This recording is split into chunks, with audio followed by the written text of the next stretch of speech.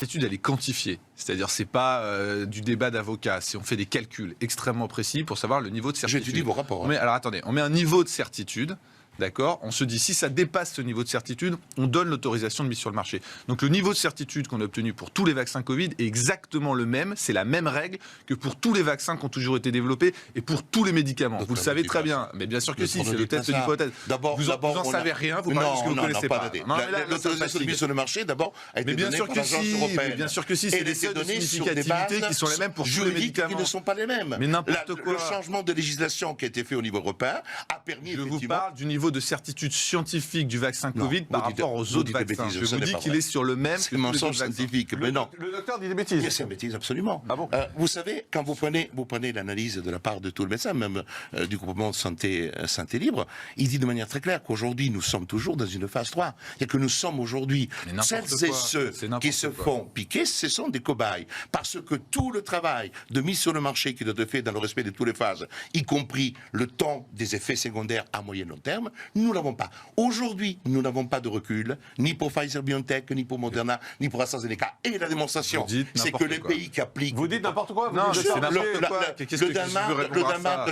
Il y a des études qui sont demandées, les études ont été faites. Qu'est-ce qu'on va faire? On va attendre 3 ans d'utiliser le vaccin alors qu'on est bloqué à cause de ça. Monsieur Morandini vous a posé la question, vous n'avez pas répondu, parce que il vous a dit, alors, au Danemark, ce sont des cons, en Islande, ce sont des cons, vous confondez tout. Mais moi, je vous dis comme ça. Vous confondez tout. Non, mais vous confondez tout. Il y a les études qu'on doit faire. Attends, laissez-moi expliquer. Il y a les études qu'on doit faire pour pouvoir utiliser le vaccin. Ça s'appelle des études de phase 3. Elles ont évidemment toutes été conduites pour les vaccins qui sont autorisés. Ensuite, on utilise les vaccins.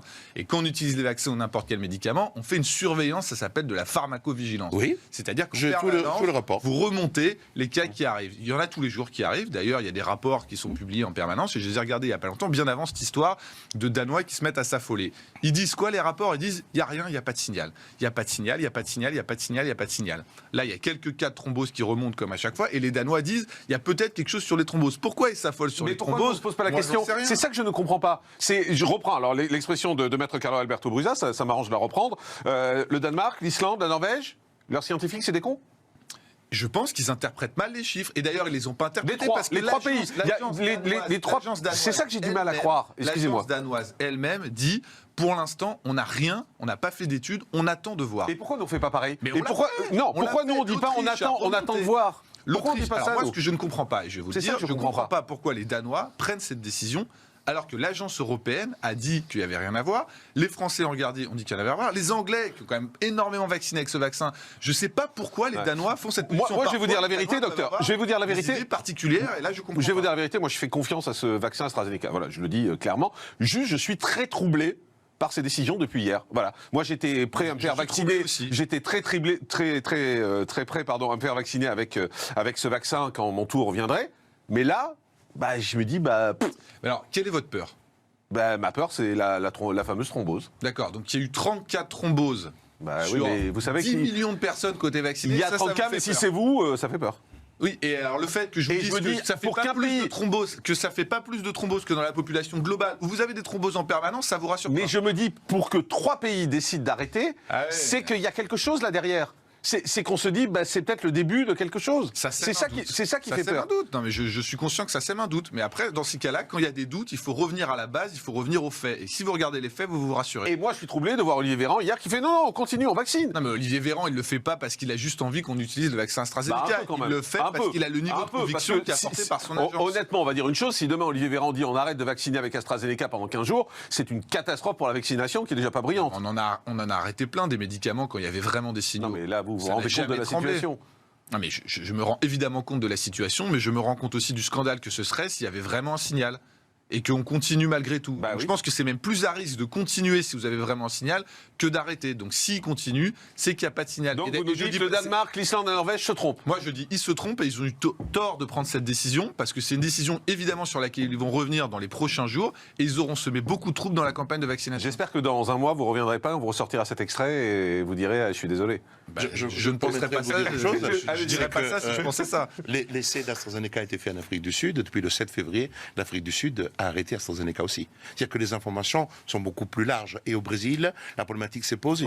Vous savez pourquoi l'Afrique du Sud a arrêté? Pareil pour les effets. J'ai ici le... Mais non, Oui. il dit n'importe quoi. Non. L'Afrique a arrêté parce que le variant sud-africain répondrait moins bien à cette vaccination. Ça n'a pas du tout pour des effets secondaires. Donc vous dites n'importe quoi. Non, pas du tout. Mais si, Il y a c'est pas pareil. les effets secondaires et effectivement le variant et la couverture du variant. C'est pas du tout les effets secondaires. Mais ça n'a rien à Et voir là, avec les effets secondaires, mais N'importe quoi. Là, vous associez tout. Quand vous dites une erreur, parce Docteur que... Blanchet, ce que j'étais en train de vous dire, c'est que la question d'AstraZeneca n'est pas simplement un problème d'effets secondaires, c'est un problème aussi de couverture. L'Afrique du Sud, qui était le pays où le test a été fait, eh bien, c'est le pays dans lequel, aujourd'hui, on a bloqué l'utilisation. Oui, mais on l'a bloqué, d'AstraZeneca. on le dit clairement pour les gens qui nous regardent. Oui, bien sûr. Si ça a été bloqué à AstraZeneca, c'est parce Pour qu'il y a le le variant couverture. sud-africain et ce vaccin, et vous m'arrêtez si je dis une bêtise, docteur, répondrait moins bien au variant On sud-africain. continue. Et comme par hasard, la Mais problématique il n'est pas se présent pose aujourd'hui, aussi- ce variant se sud-africain en pose aussi France. Au Brésil, Très peu. se pose aussi au Brésil, et la question se pose aussi au Brésil parce que. Oui, mais on ne peut Brésil pas a tout été- mélanger. Non, Et Maître, il a on ne peut pas largement tout mélanger. utilisé au Brésil, hein, Là, vous êtes en train de tout mettre dans un shaker, vous mélangez, et vous voyez, vous dites ça s'arrête. Excusez-moi. Quand on mesure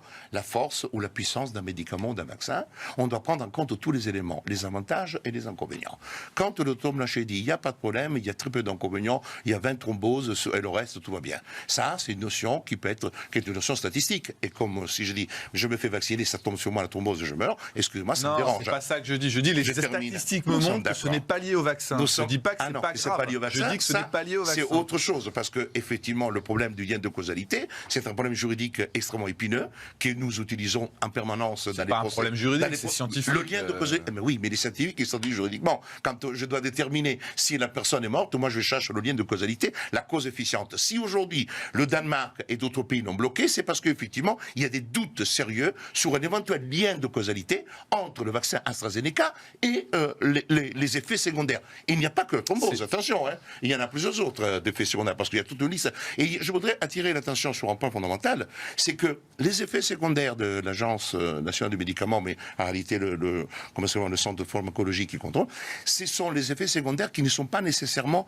tous inclus dans l'étude initiale. C'est-à-dire que nous avons des effets secondaires qui s'ajoutent à ceux que déjà ont été annoncés par AstraZeneca, Pfizer Biotech ou Moderna. Ça veut dire qu'aujourd'hui, quand on prend la quantité d'effets secondaires... Enfin, quand vous, Non, mais là, vous dites quand vous prenez les consignes pour un médicament, souvent ça fait 25 pages et personne ne les lit. Même pour le Hein Doliprane. Voilà, Je suis exactement. absolument Donc d'accord si on lisait ça, on prendrait plus aucun Vous médicament. avez dit tout à l'heure qu'aujourd'hui, avec le doute sérieux sur le nombre d'États qui ont retiré cela, je crois que ce doute doit quand même être dans l'esprit des Français.